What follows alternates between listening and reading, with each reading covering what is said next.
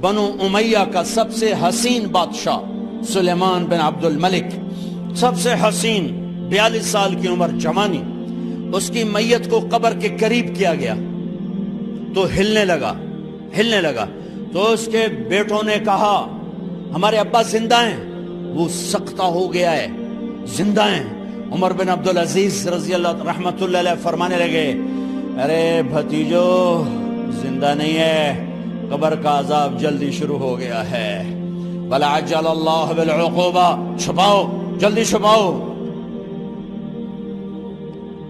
عمر بن عبدالعزیز جس تخت پر بیٹھے اس پر سلیمان تھا، اس پر ولید تھا، اس پر عبد الملک تھا، ان تینوں نے اپنے من کو راضی کیا، عمر بن عبدالعزیز نے اپنے رب کو راضی کیا۔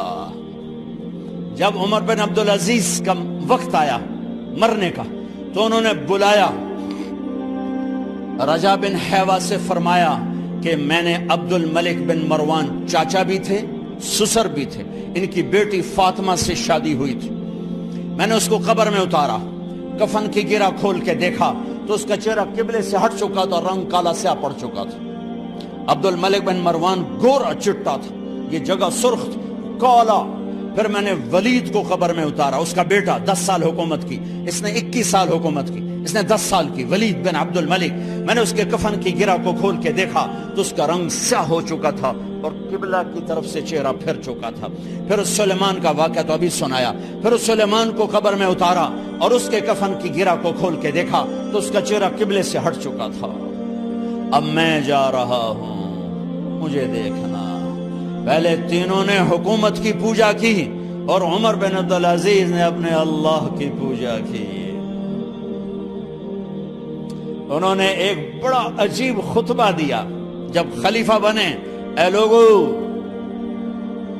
بچپن میں شعر و شاعری کا شوق تھا تو میں شاعر بنا، تھوڑا سا اٹھان ہوئی تو علم کا شوق لگا، میں نے علم حاصل کیا، جوان ہوا تو فاطمہ بنت عبد الملک سے عشق ہوا، میں نے اس سے شادی کی، اب اللہ نے مجھے حکومت دے دی ہے، اب تم دیکھو کہ میں اس سے اپنے اللہ کو راضی کروں گا۔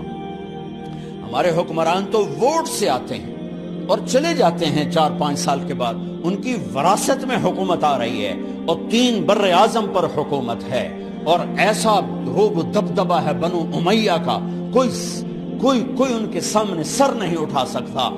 3 بر اعظم میں زکوٰۃ لینے والا کوئی نہ بچا، 3 بر اعظم میں سوال کرنے والا کوئی نہ بچا، 3 بر اعظم میں ظالم کوئی نہ بچا، 3 بر اعظم میں مظلوم کوئی نہ بچا۔ لیکن خود کیسا رہا؟ گھر آئے، فاطمہ بڑے اچھے دن گزرے ہیں، اب امتحان ہے، میں تیرا حق نہیں ادا کر سکوں گا، طلاق لینی ہے میں حاضر ہوں، ساتھ دینا ہے تو میرے اپنے حق معاف کرو، اپنے حق معاف کرو۔ فاطمہ جیسی عورت انسانی تاریخ میں کوئی نہیں آئی، سیاسی لحاظ سے، سیاسی، دادا مروان بادشاہ، باپ عبد الملک بادشاہ، بھائی ولید بادشاہ، دوسرا بھائی سلیمان بادشاہ، تیسرا بھائی ہشام بادشاہ، چوتھا بھائی بادشاہ اور اپنا خامن بادشاہ، 7 نسبتوں سے یہ عورت شہزادی ہے۔ کائنات انسانی تاریخ میں اتنی بڑی عورت کوئی نہیں آئی، سیاسی۔ فاطمہ کہنے لگیں عمر، میں نے سکھ کے دن تیرے ساتھ گزارے ہیں، دکھ میں تجھے چھوڑ کے نہیں جاؤں گی، جاؤ، میں نے اپنے سارے حق معاف کیے۔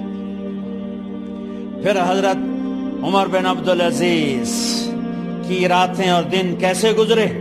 مسلح پہ بیٹھتے اور روتے وہیں سو جاتے اور روتے وہیں سے اٹھتے، پر 3 بر اعظم میں ظالم کوئی نہ بچا، مظلوم کوئی نہ بچا، زکوٰۃ لینے والا کوئی نہ بچا، اپنی حکومت کو اللہ کی رضا کے لیے استعمال کیا۔ کیسے استعمال کیا؟ سارے مال فاطمہ کا سارا زیور بیت المال میں ڈال دیا،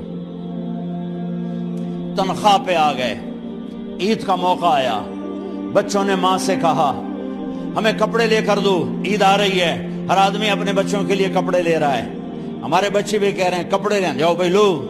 فاطمہ کے پاس عمر 3 بر اعظم کے بادشاہ کے بچے آ رہے ہیں، ماں جی عید آ رہی، کپڑے تو لے دیں، ابا سے کہیں کہ ابا سے بات کرتی ہوں۔ ابا تشریف لائے، خزانے لبالب بھرے ہوئے گندم کے ڈھیر کی طرح کہ امیر المومنین بچے کپڑے مانگ رہے ہیں۔ فاطمہ میرے پاس تو پیسے نہیں، میں کہاں سے کپڑے لے کر دوں، میرے پاس تو پیسے کوئی نہیں۔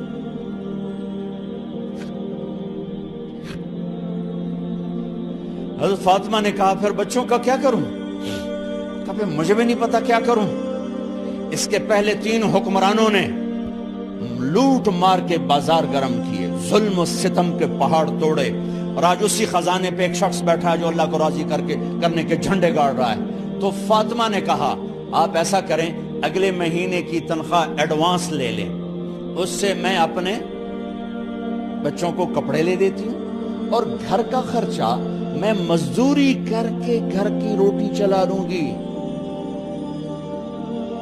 ارے اپنی تاریخ پڑھو، صرف ڈرامے ہی نہ دیکھتے رہ جاؤ، صرف گانے نہ سنتے رہ جاؤ، اور بھی دکھ ہیں زمانے میں محبت کے سوا۔ انہوں نے اپنے بلایا وزیر خزانہ مزاحم، اپنا ہی غلام، ہاں بھائی مزاحم ہمیں بچوں کے کپڑے چاہیے، تو اگلے مہینے کی تنخواہ ایڈوانس مل جائے۔ وہ کہنے لگے امیر المومنین آپ مجھے لکھ کر دے دیں کہ آپ 1 مہینہ زندہ رہیں گے، میں آپ کو تنخواہ دے دیتا ہوں۔ عمر بن عبدالعزیز سر جھکایا، اٹھے، گھر گئے۔ فاطمہ میرے بچوں سے کہہ دو کہ تمہارا باپ کپڑے لے کے نہیں دے سکتا۔ اپنی تاریخ تو دیکھو۔ عید کا دن آ گیا، خلیفہ وقت عید کی نماز پڑھاتے تھے، نمازیں بھی خلیفہ وقت پڑھاتے تھے۔ بنو امیہ کا خاندان ملنے کے لیے آ رہا ہے، سارے سرداروں کے بیٹے اعلیٰ پوشاک، اعلیٰ لباس ملنے آ رہے ہیں۔ تھوڑے دیر بعد دیکھا تو بچے بھی ملنے آ رہے ہیں، امیر المومنین کی حیثیت سے بچے باپ کو ملنے آ رہے ہیں، اور ان کے جسموں پر پرانا لباس ہے۔ حضرت عمر انہیں دیکھ کر ادھر اپنے سرداروں کے بچے دیکھے تو زرق برق پوشاکیں، اپنے بچوں کو دیکھا۔ ارے اس باپ سے پوچھو جو سب کچھ کر سکتا ہو اور پھر مٹھی بند کر لے کہ نہیں میں نے حرام کی طرف نہیں جانا۔ بچوں کو دیکھا تو آنکھیں ڈب ڈبا گئیں، آنکھوں میں آنسو آ گئے۔ فرمایا میرے بچوں آج تمہیں اپنے باپ سے گلہ تو ہوگا کہ آج ہمارے باپ نے کپڑے ہی نہ لے کے دیے۔ ان کے ایک بیٹے ہیں عبد الملک، ان سے بھی 4 رات آگے تھے، ان سے پہلے ہی فوت ہو گئے تھے۔ کہنے لگے ابا جان آپ کو مبارک، آج ہمارا سر بلند ہے، ہم شرمندہ نہیں ہیں، آپ کو مبارک ہو، آپ نے قومی خزانے میں بددیانتی نہیں کی ہے، ہم شرمندہ نہیں ہیں۔ انسانوں کو کپڑوں پہ نہیں تولا جاتا۔ آج کا میرا دیس کا مالدار اتنا فقیر ہو گیا ہے، اتنا چھوٹا ہو گیا ہے کہ وہ اپنا تعارف کروانے کے لیے 50 لاکھ کی گھڑی لیتا ہے، 6 لاکھ کا جوتا لیتا ہے۔ آج کی بیگم اتنی چھوٹی ہو گئی ہے کہ اپنے قد کو بڑا کرنے کے لیے وہ 10 لاکھ کا ہینڈ بیگ لیتی ہے کہ دیکھو میرا بیگ 10 لاکھ کا ہے۔ ارے میری بہن تو 10 ٹکے کی بھی نہیں رہی، اگر تو نے بیگ سے اپنے آپ کو بڑا بنایا، او میرے دوست تو 2 ٹکے کا نہیں ہے۔ اگر تو 10 لاکھ کے جوتے اور 50 لاکھ کی گھڑی سے اگر تو بڑا بننا چاہتا ہے، ارے اس دھوکے سے نکلو۔ برینڈڈ کہاں جا رہے ہو؟ جب تم اپنی ذات میں بے قیمت ہو تو رب ذوالجلال کی قسم تمہاری گھڑیاں، تمہارے بیگ، تمہاری گاڑیاں، تمہارے بنگلے تمہاری عزت کو بڑھا نہیں سکتے۔ ابا جان آج ہم خوشی سے بلند ہیں کہ ہمارے باپ نے بددیانتی نہیں کی۔ گھر میں تشریف لائے، کہنے لگے فاطمہ کچھ پیسے ہیں، میرا انگور کھانے کو جی چاہ۔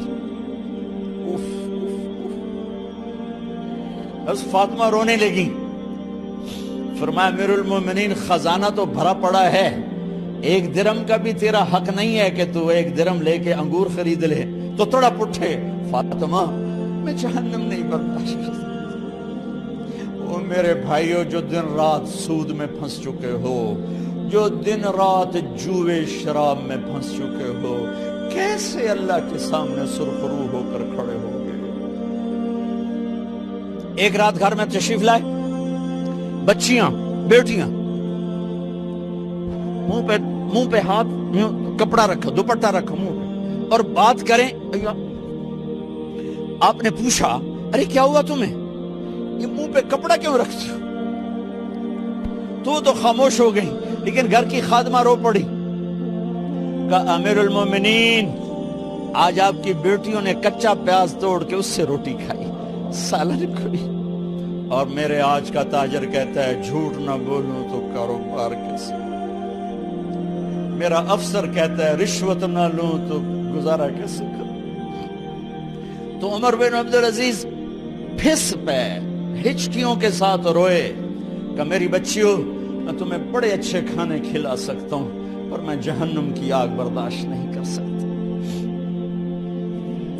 بھائیو اس بندے نے اپنے آپ کو ذبح کر دی، اللہ کو راضی کرنے کے لیے ذبح کر دی، اپنے ذات کو، اپنے جذبات کو، اپنے احساسات کو۔